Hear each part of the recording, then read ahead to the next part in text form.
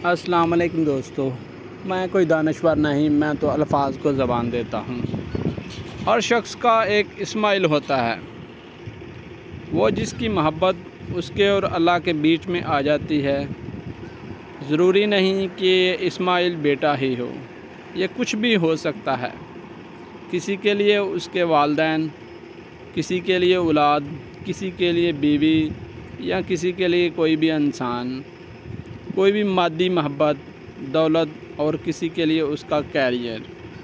तो देखें क्या चीज़ है वो जो आपको अल्लाह से भी ज़्यादा महबूब है, जिसे कुर्बान करने का तसव्वुर ही आपके रोंगटे खड़े कर देता है।